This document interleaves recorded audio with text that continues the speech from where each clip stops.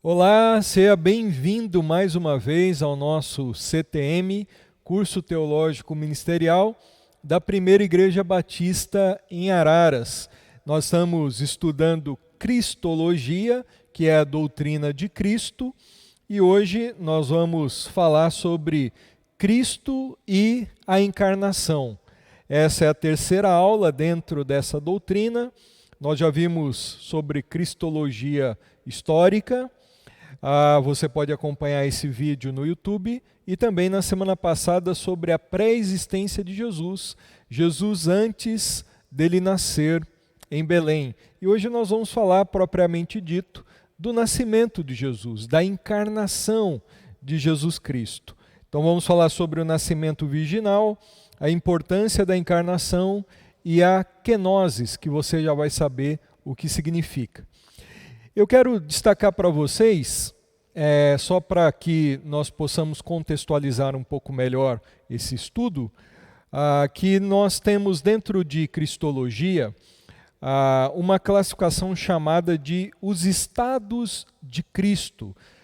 Nós temos o estado de humilhação, que envolve a encarnação, que é o que nós vamos falar hoje, o sofrimento, a morte, o sepultamento e a descida ao mundo dos mortos. Então Jesus ele viveu esse estado de humilhação. E o estado de exaltação, que envolve a ressurreição, a ascensão, o assentar-se à direita do Pai e a sua segunda vinda. Então, hoje, quando nós formos falar sobre a encarnação, nós vamos falar então de Jesus Cristo no seu estado de humilhação. Quando ele se fez carne, ele se humilhou, ele sendo Deus se tornou ser humano. Então, sobre a encarnação, um conceito, a união da natureza divina do Logos, que é Jesus, com a natureza humana não sob pecado, resultou na unidade da pessoa de Cristo. O veículo humano para que Jesus viesse foi a Virgem Maria, partenos, que é a palavra para virgem, nunca teve relação sexual até então, no caso Maria. A ausência de relação sexual normal teve o mérito de não imputar o pecado inerente à raça humana. Por outro lado, o agente divino foi o Espírito Santo. O Deus homem, Jesus, foi reconhecido em figura humana enquanto continuou sendo Deus. Nós já vamos destrinchar todo esse pensamento, esse conceito aqui, para nós termos o maior proveito dentro desse conceito da encarnação. Bases bíblicas sobre a encarnação. Então, algumas profecias do Antigo Testamento a respeito da encarnação. Então, antes mesmo de Jesus nascer, os profetas foram usados por Deus lá no passado, no Antigo Testamento, para dizerem, anunciarem a vinda de Jesus, a sua encarnação. Profecia sobre o Deus homem, Isaías 9,6, texto conhecidíssimo. Porque um menino nos nasceu, um filho nos foi dado, e o governo está sobre os seus ombros, e ele será chamado Maravilhoso Conselheiro, Deus Poderoso, Pai Eterno, Príncipe da Paz. Então percebam aí no texto esses dois elementos. O menino nos nasceu. Na época de Isaías ainda faltaria muito tempo para Jesus nascer. Mas o menino, no caso, nasceria, Jesus Cristo, e esse menino, ao mesmo tempo que ele era humano, ele nasceria como ser humano, ele é o próprio Deus poderoso, Deus forte. Um outro texto aí, só considerando antes, nessa profecia a respeito do Messias em Isaías 9,6, o profeta anunciou a união da divindade e da humanidade do Senhor. Disse que o menino iria nascer, uma referência à humanidade, e que seu caráter seria tal que poderia ser chamado de Deus forte ou Deus poderoso, no hebraico El Gibor, uma referência à sua divindade. Isaías usa a palavra El, que nós já estudamos nos nomes de Deus, significa Deus, é um dos nomes de Deus, uma das formas de chamar Deus. Isaías usa El apenas para referir a Deus. Portanto, nesse único versículo são previstas a humanidade, o menino nasceu, e ele é o Deus forte, então, a divindade de Jesus. Outro texto de Isaías é um bem conhecido também, Isaías 7,14. Por isso o Senhor mesmo lhes dará um sinal, a virgem ficará grávida e dará à luz um filho, e o chamará Emanuel. Então percebam aqui nesse versículo alguns elementos importantes. Nós já vamos falar sobre o nascimento virginal de Jesus, e aqui nós já temos uma profecia antes de Jesus nascer, falando Isaías aí que o Messias nasceria de uma virgem, que no caso nós sabemos que foi de Maria. E esse menino que nasceria da virgem é o chamado Emanuel, que significa Deus conosco. O nome Emanuel, Deus conosco, revela a mesma verdade a respeito do Senhor. Isso significa mais do que a presença do Senhor entre o seu povo em sua providência. Nesse texto significa que a simples presença do Filho nascido da Virgem traz Deus até o seu povo. Então nós vemos o próprio Deus no meio do povo através de Jesus, porque Jesus, o menino que nasceria da Virgem, é o próprio Emanuel, o Deus conosco. Então profecias em Isaías sobre a encarnação do Senhor. Miqueias também fala sobre isso, Miqueias 5,2, mas tu, Belém Efrata, embora sejas pequena entre os clãs de Judá, de ti virá para mim aquele que será o governante sobre Israel. Suas origens estão no passado distante, em tempos antigos. Então, mais um texto que fala sobre o lado humano de Jesus e a sua natureza divina, a encarnação do Senhor, o Deus pré-existente que se encarnou, se fez homem. Ele viria como governante sobre Israel, ele viria dos clãs de Judá, e os clãs são formados por homens de uma tribo de Israel.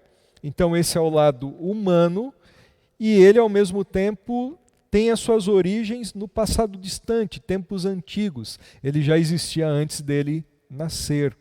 Por quê? Ele é o próprio Deus. O fato da encarnação agora no Novo Testamento, vimos profecias do Antigo Testamento. Ele nasceria da Virgem, e quando nasce de Maria ele cumpre essa profecia, Deus é fiel e jamais falha. Ele teria que nascer em Belém, conforme a profecia, ele nasceu em Belém.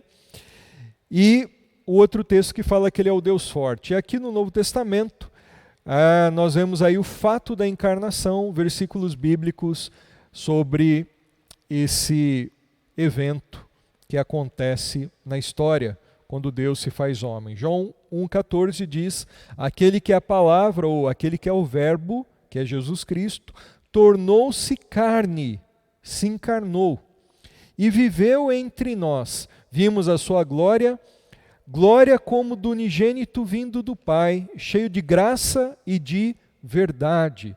Olha só o que João já tinha dito anteriormente, no mesmo capítulo 1, sobre esse que se fez carne, que é a palavra.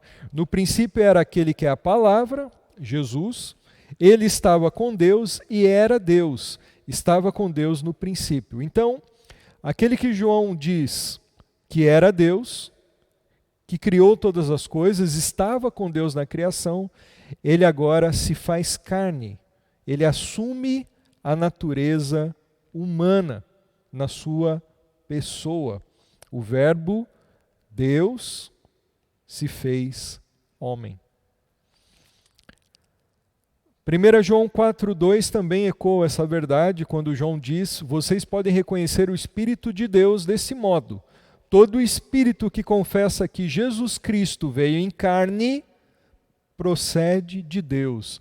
Então João ressaltando a encarnação aí, que é verdade bíblica o fato de que Jesus veio em carne, se fez homem. 2 João 1,7 diz, de fato muitos enganadores têm saído pelo mundo, os quais não confessam que Jesus Cristo veio em corpo, ou seja, se fez homem.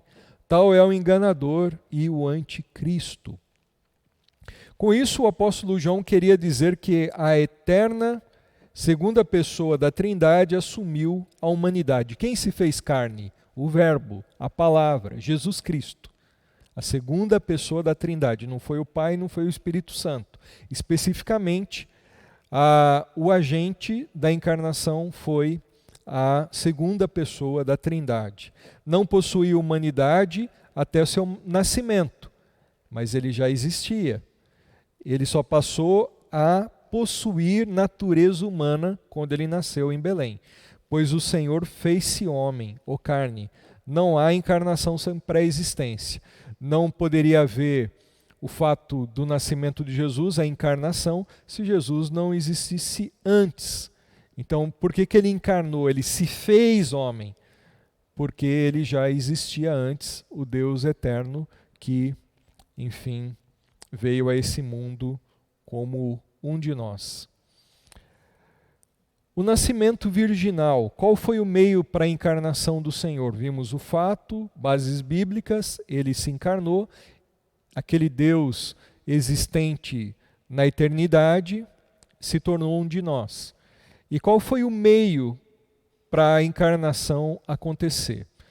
Foi o nascimento virginal de Jesus e vamos ver um pouquinho sobre isso.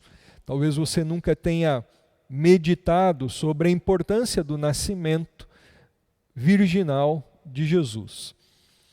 Millard Erickson, um teólogo muito conhecido, ele diz assim: quando dizemos sobre o nascimento virginal, na verdade estamos nos referindo sobre a concepção virginal. Com isso queremos dizer que a concepção de Jesus no ventre de Maria não foi consequência de uma relação sexual.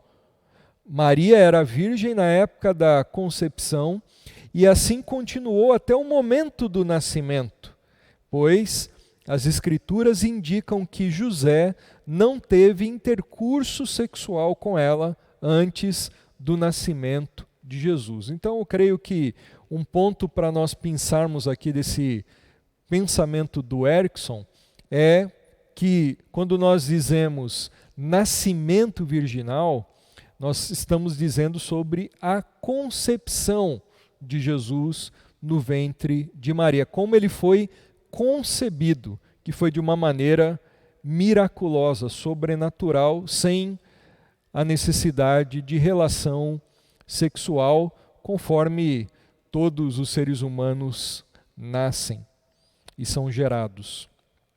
Algumas bases bíblicas sobre o nascimento virginal.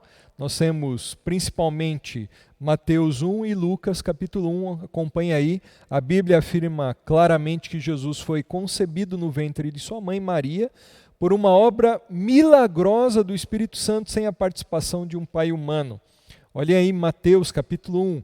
Foi assim o nascimento de Jesus Cristo. Maria, sua mãe, estava prometida em casamento a José, mas antes que se unissem, ou seja, casassem e tivessem relação sexual, achou-se grávida pelo Espírito Santo. José, filho de Davi, não tema receber Maria como sua esposa, pois o que nela foi gerado procede do Espírito Santo. Aqui o anjo dizendo, confortando José que queria ir embora, queria deixar Maria quando ele ficou sabendo que ela tinha ficado grávida. Aí diz assim, José fez o que o anjo do Senhor lhe tinha ordenado e recebeu Maria como sua esposa, mas não teve relações com ela enquanto ela não deu à luz um filho. E ele lhe pôs o nome de Jesus, conforme fora dito a ele que deveria ser feito. Que maravilhoso! Esse aqui é um texto, uma base bíblica sobre o anúncio do nascimento de Jesus para Maria e para José, e que o seu nascimento não seria obra humana, mas divina, usando Maria como o meio para trazer o Salvador a esse mundo de uma maneira sobrenatural. O mesmo fato é afirmado no Evangelho de Lucas quando lemos sobre a aparição do anjo Gabriel a Maria. Depois de o anjo lhe ter dito que ela teria um filho, Maria disse: como acontecerá isso, Se sou virgem. Olha só a pergunta de Maria, ela fica assustada e ela reconhece a sua condição fisiológica. Ela diz: eu sou virgem. Seres humanos nascem de pessoas que têm pai e mãe, relação. E o Espírito aí seria então aquele que Deus usaria, o Espírito Santo, para realizar essa obra poderosa, sobrenatural no ventre de Maria. Assim como Deus usou o Espírito Santo, que é Deus, terceira pessoa da Trindade, para a obra da criação, trazer ordem, trazer vida, quando o Espírito de Deus pairava sobre a face das águas, e ali o poder de Deus agindo. Aqui nós vemos o Espírito Santo de Deus sendo colocado aí pelo anjo como o mensageiro de Deus, como aquele que, através do seu poder, faria com que o ente fosse gerado no ventre de Maria. O anjo respondeu: o Espírito Santo virá sobre você e o poder do Altíssimo a cobrirá como uma sombra, ou com a sua sombra. Assim, aquele que há de nascer será chamado Santo Filho de Deus. Está aí a referência, Lucas capítulo 1. Aí uma consideração de Wayne Grudem. Por si só, a afirmação bíblica sobre o nascimento virginal de Cristo deve nos dar garantia suficiente para adotar essa doutrina. No entanto, existem também consequências doutrinárias importantes do nascimento virginal que ilustram sua importância. Aqui, o que o Grudem está trazendo para nós é que essas duas referências, tanto em Mateus como em Lucas, elas são suficientes para que nós possamos adotar como verdade essa doutrina, porque é uma doutrina muito questionada do nascimento virginal de Jesus ou da concepção sobrenatural de Jesus no ventre de Maria, sendo ela virgem. Os teólogos liberais, eles põem em xeque essa doutrina bíblica do nascimento virginal de Jesus e colocam isso como um mito, como uma lenda, algo que não existe e que não foi bem assim que aconteceu. Mas nós podemos ter aí uma base bíblica muito substancial nesses versos e está muito claro aí para nós do que aconteceu, e nós cremos que a Bíblia é a verdade de Deus, toda ela foi inspirada por Deus e ela é a nossa autoridade de fé, além de ser de prática. E se não bastasse isso, dessas referências serem suficientes para nós adotarmos essa doutrina do nascimento virginal, é importante nós sabermos da importância de crermos nessa doutrina, do porquê do nascimento virginal ser tão importante. Então vamos ver aí algumas coisas importantes que nos ajudam a ilustrar a relevância e a importância do nascimento virginal. Consequências doutrinárias importantes do nascimento virginal ilustram a sua importância. Então, em primeiro lugar, por que é importante o nascimento virginal? Porque ela ilustra que a salvação, no final das contas, tem que vir do Senhor. O nascimento virginal de Cristo é uma lembrança incontestável do fato de que a salvação não tem como surgir do esforço humano, mas surge necessariamente da obra sobrenatural de Deus, do começo ao fim. É sempre Deus que vem até o homem, que faz a sua obra. O profeta no Antigo Testamento diz que a salvação vem do Senhor. E o nascimento virginal, sem essa participação humana, ressalta essa verdade de que a salvação, inclusive o Messias, o próprio Deus Salvador, se faz homem e vem até nós.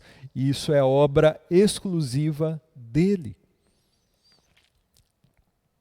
O nascimento virginal possibilitou a união da divindade plena com a humanidade plena em uma única pessoa.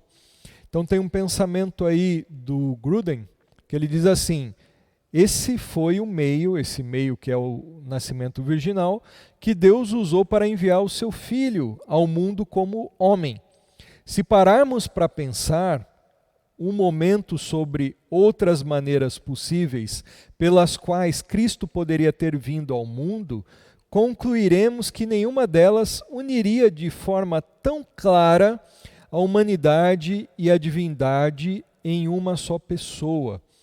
Deus poderia usar um outro meio para trazer o seu filho? Sim, nós já vamos ver isso aí nesse mesmo pensamento do Gruden.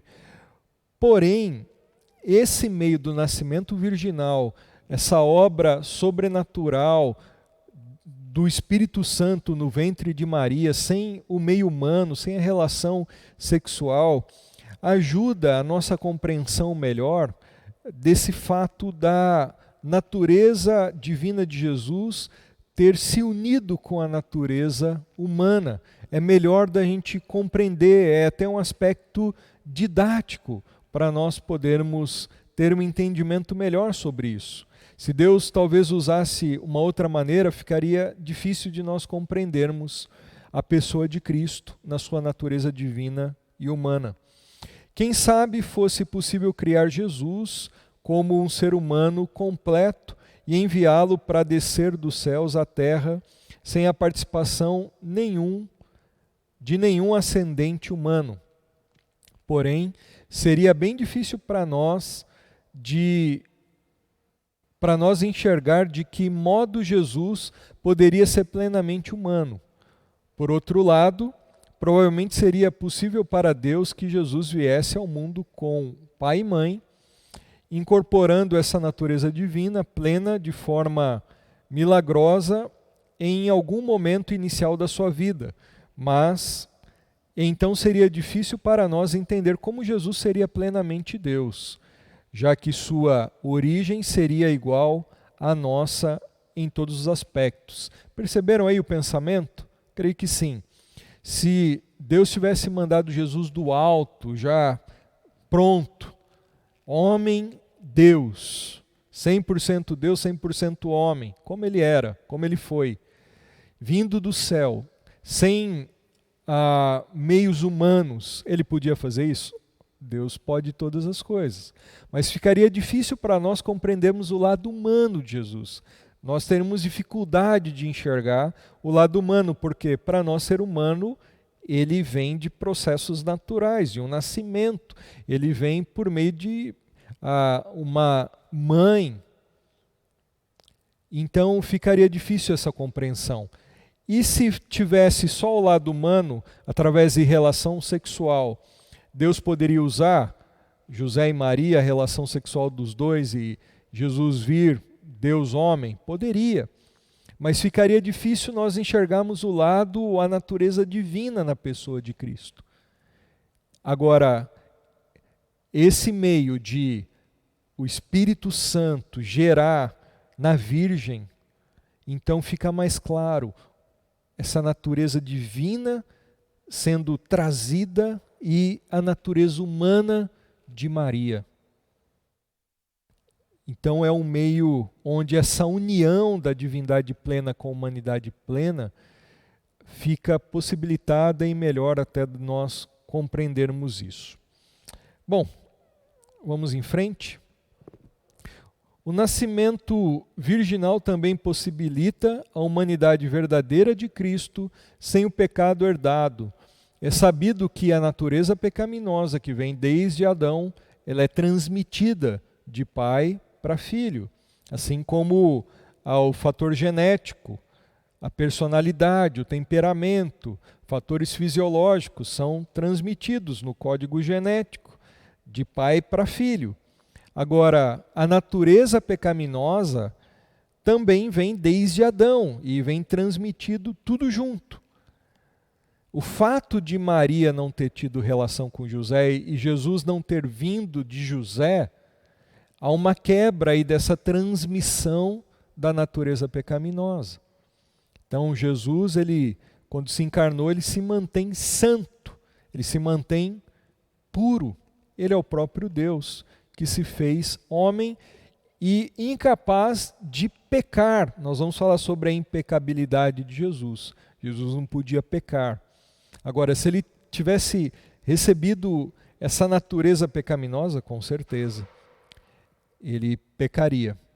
Então, ele foi preservado de receber a transmissão dessa natureza pecaminosa, o pecado herdado desde Adão. Todos os seres humanos herdaram a culpa legal e uma natureza moral corrupta por causa do seu primeiro pai, Adão. Entretanto, o fato de que Jesus não teve pai humano significa que a descendência de Adão foi parcialmente interrompida. Jesus não descendeu de Adão exatamente da mesma maneira que todos os outros seres humanos. E isso nos ajuda a entender a razão pela qual a culpa legal e a corrupção moral que todos os outros seres humanos possuem não pertencem a Cristo.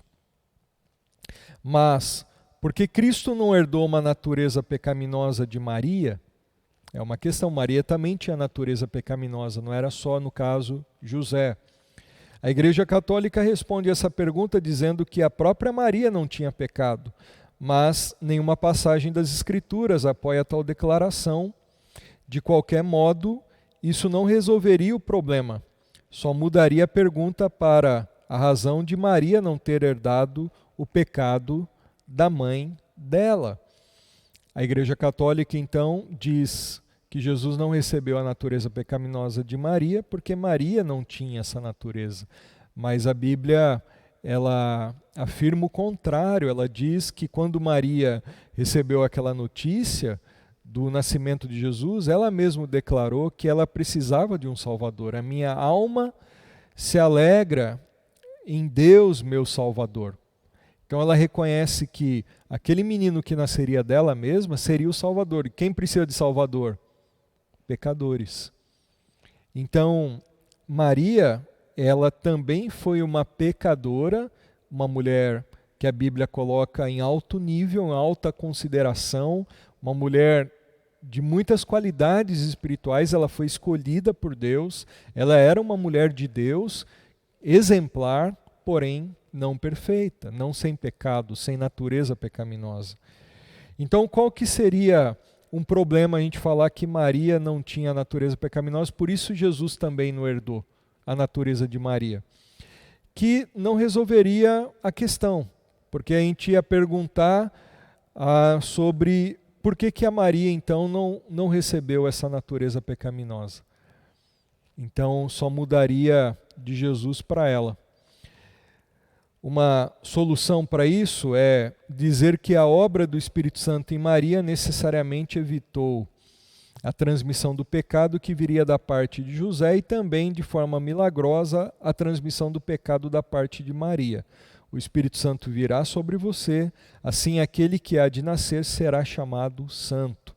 Então a melhor solução é crer que o lado da natureza pecaminosa de Maria não foi transmitido para Jesus, porque o Espírito Santo impediu isso. E ele evitou, de forma milagrosa, que houvesse a contaminação da natureza pecaminosa de Maria em Jesus sendo gerado. E aí nós temos o texto onde o anjo fala com Maria de que aquele que viria de nascer seria chamado o santo, o separado. E aqui traz uma conotação, sim, de perfeito. Então o próprio Espírito Santo faria com que a natureza pecaminosa de Maria não fosse transmitida para Jesus. Uma outra questão importante aí do nascimento virginal é que ele é uma prova do poder de Deus. Então, somente um Deus todo-poderoso podia fazer com que uma virgem concebesse um filho nascesse de uma virgem, algo sem precedentes na história da humanidade. E de que o ente gerado em Maria era sobremodo especial e fruto de uma ação miraculosa. Deus já tinha feito mulheres estéreis engravidarem. Nós vemos isso na Bíblia. Sara, as matriarcas do Antigo Testamento, Ana, mãe de Samuel, também ela era estéril. A própria Isabel, prima de Maria, mãe lá de João Batista, ela não podia engravidar, e Deus fez essa obra poderosa, miraculosa. Isso já era algo espantoso sobre o poder de Deus. Agora, seria algo maravilhoso demais, muito além do que Deus fazer a estéril gerar um filho, seria o nascimento de uma virgem. Seria algo realmente mostrando a singularidade da pessoa que nasceria. A Bíblia apontando para um centro, algo muito especial aconteceu. E por quê? Porque alguém muito especial, a pessoa mais importante, nasceria, no caso, a pessoa de Jesus Cristo, o Deus que se fez homem. Então, isso demonstra o poder extraordinário de Deus, só Deus pode fazer essa obra, e a singularidade da pessoa que nasceu. Ninguém nasceu como Jesus, apenas ele. Isso é singular na história. Por que Deus enviou o seu Filho? Vamos ver os propósitos agora da encarnação. Por que Jesus veio? Por que ele se fez homem? As Escrituras apresentam muitas respostas a essa questão. Em primeiro lugar, revelar Deus para a humanidade. Embora Deus tenha se revelado de várias maneiras, isso no Antigo Testamento, inclusive por meio de maravilhas ou das maravilhas da natureza a nosso redor, apenas a encarnação revelou a essência de Deus. Pelo fato de o Filho ter se tornado homem, a revelação de Deus foi personalizada, porque ele é Deus. Essa revelação é completamente confiável. Um texto bem conhecido é João capítulo 1, versículo 18. Ninguém jamais viu a Deus, o Pai, o Criador, mas o Deus unigênito, que é o Filho, a segunda pessoa da Trindade, Jesus Cristo, que está junto do Pai, o tornou conhecido. E aqui no contexto é do Verbo se encarnando, João capítulo 1. Então ninguém nunca viu a Deus, jamais na história. O Deus invisível, o Deus que fez todas as coisas. Mas Jesus ele veio mostrar, veio revelar, ele veio fazer com que o Pai fosse conhecido na humanidade, pela humanidade, através dele, através da sua encarnação. Por isso Jesus ele vai dizer: quem vê a mim, vê o Pai. Eu e o Pai somos um. Eu vim revelar o Pai. Você quer conhecer a Deus? Você conhece a Jesus Cristo. E você conhecerá a Deus porque ele veio para revelar a Deus. A encarnação serve como um exemplo de vida para nós. Ele se fez homem para servir de exemplo de vida para nós. A vida terrena de nosso Senhor é apresentada a nós como um padrão da vida que deveríamos viver hoje em dia. Sem a encarnação, nós não teríamos esse exemplo. Como homem, experimentou as vicissitudes, ou seja, os altos e baixos da vida, e nos ofereceu seu exemplo, fruto da experiência. Como Deus, ele nos concede poder para seguirmos seu exemplo. Então ele serve como exemplo, porque ele viveu tudo que um ser humano pode viver, tudo que eu e você vivemos, tanto coisas boas como coisas ruins. Ele viveu, experimentou o sofrimento mais do que ninguém. Então ele nos conhece e nós podemos olhar para o exemplo dele, como que ele encarou a vida, como que ele viveu, como ele tomou decisões, suas escolhas morais, éticas, e nós copiarmos o seu modelo de vida. E ele também, como Deus, ele é capaz de nos conceder poder para seguirmos o exemplo dele. Então, como homem, olhando a natureza humana de Jesus, que passou por todos altos e baixos, sofrimentos, coisas boas também, nós olhamos um exemplo. E esse homem é Deus, e na sua natureza divina, ele pode nos dar o poder, a capacitação para seguirmos o exemplo dele. Então nós não temos só um exemplo, mas nós temos também o poder dele. Ele é um exemplo como ser humano perfeito, e ele é Deus que pode nos aperfeiçoar e nos dar capacitação para seguirmos os seus passos. É o que 1 Pedro 2:21 diz. Para isso vocês foram chamados, pois também Cristo sofreu no lugar de vocês, dando-lhes exemplo para que sigam os seus passos, ou seu exemplo. Um outro propósito da encarnação é o propósito de prover um sacrifício efetivo pelo pecado, um sacrifício perfeito, eficaz, que realmente traria a remissão do pecado, perdão, livramento da condenação. Sem encarnação nós não teríamos um Salvador. A Bíblia fala que sem derramamento de sangue não há remissão dos pecados. O pecado requer a morte como pagamento. Nós vamos estudar sobre a doutrina da salvação e vamos falar sobre isso. Deus não pode morrer. Então, o Salvador deve ser humano para que possa morrer. Mas a morte de um homem comum não pagaria pelo preço do pecado eternamente. Portanto, o Salvador também deve ser Deus. Precisávamos de um Salvador que fosse Deus-homem e temos isso em nosso Senhor. Então, o preço para o pecado seria a morte de um ser humano. Deus não pode morrer. Então, o que ele fez? Ele se encarnou. O ser humano também não poderia pagar essa dívida eterna com Deus, só o Deus eterno. Então, o Deus homem, ele poderia pagar a dívida eterna do homem. Então, nós temos um sacrifício perfeito, eterno, através da encarnação de Jesus. Hebreus 10:10, pelo cumprimento dessa vontade fomos santificados por meio do sacrifício do corpo de Jesus Cristo. Olha a encarnação aí, oferecido uma vez por todas. Um outro propósito, cumprir a aliança davídica. Gabriel, o anjo, anunciou a Maria que seu filho receberia o trono de Davi. Lucas 31:33 diz assim: você ficará grávida e dará à luz um filho, lhe porá o nome de Jesus. Ele será grande e será chamado Filho do Altíssimo. O Senhor lhe dará o trono de seu pai Davi, e ele reinará para sempre sobre o povo de Jacó. Seu reino jamais terá fim.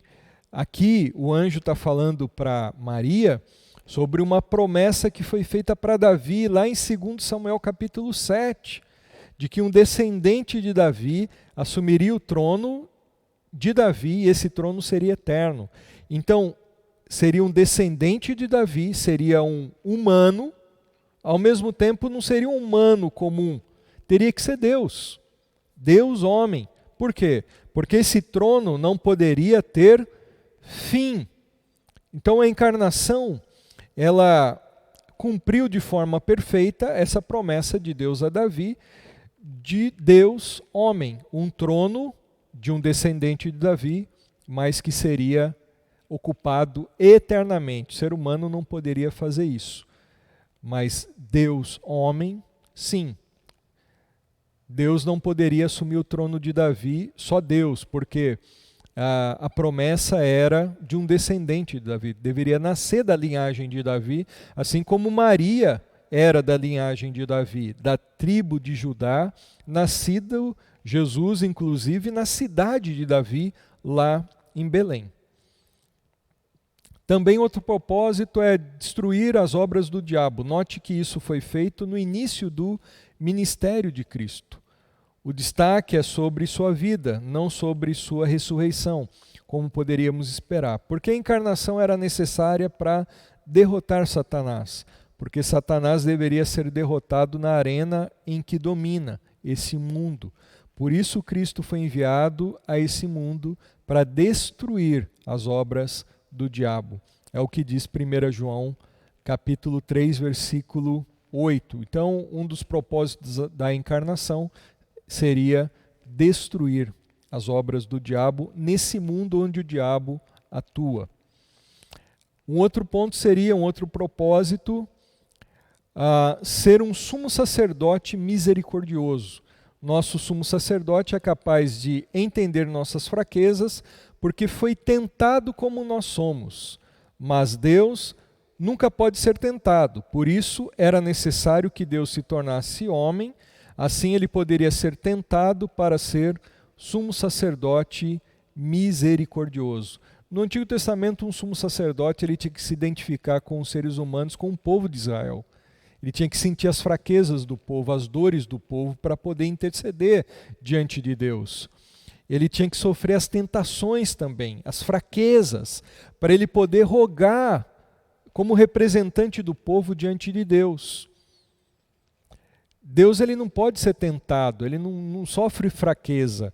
Então, precisaria dessa figura do ser humano, no caso, Jesus se fazendo homem, e para ele ser um sumo sacerdote legítimo e interceder diante do Pai. Ele sofrer o que ele sofreu em nosso lugar, as mesmas dores que nós, até muito mais do que nós, as fraquezas, as tentações, para poder rogar diante de Deus eternamente, aí o seu lado, sua natureza divina, um sumo sacerdote que não seria só humano, sumo sacerdote tinha que ser homem, mas um sumo sacerdote eterno. E o lado eterno seria por causa da sua divindade, poderoso também para nos socorrer e com uma misericórdia perfeita. Hebreus 4, 14, 16 ecoa essa verdade. Portanto, visto que temos um grande sumo sacerdote que adentrou os céus,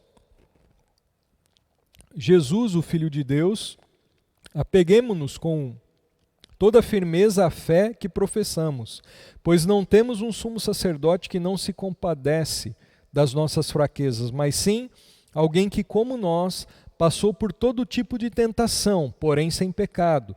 Assim sendo, aproximemo-nos do trono da graça com toda a confiança, a fim de recebermos misericórdia e encontrarmos graça que nos ajude no momento de necessidade. Jesus passou por toda a situação que nós passamos, ele entende o que passamos, se compadece das nossas fraquezas e, ao mesmo tempo, ele é Deus e pode poderosamente intervir na nossa vida. E para ser um juiz qualificado, embora a maioria das pessoas pense que Deus Pai será juiz diante de quem todos irão comparecer, a verdade é que Jesus será esse juiz. Todos os julgamentos serão executados pelo nosso Senhor, porque Ele é o Filho do Homem. Esse título liga à terra e à sua missão terrena, porque é necessário que o juiz seja humano e tenha vivido na terra, para que possa colocar de lado todas as desculpas que as pessoas tentam oferecer, e porque o juiz precisa ser Deus, para que o seu juízo seja justo e verdadeiro. Portanto, sua encarnação tem consequências relacionadas a nosso conhecimento de Deus, a nossa salvação, a nossa vida diária, as nossas necessidades futuras e ao futuro. Verdadeiramente esse é o principal fato da história humana, ou seja, a sua encarnação. Então Deus precisava ser Deus homem para ser o juiz, por quê? As pessoas não poderiam dar desculpa, é Deus, é perfeito e está julgando a nós imperfeitos. Não, ele se fez homem como nós, sofreu o que nós sofremos, as tentações, as fraquezas. Então ele é um juiz legítimo do homem, conhecendo o homem.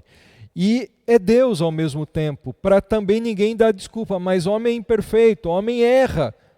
Nós vemos a justiça, por exemplo, no nosso país, homens imperfeitos errando, julgando erradamente, não sendo retos, mas Deus é reto, perfeito, justo.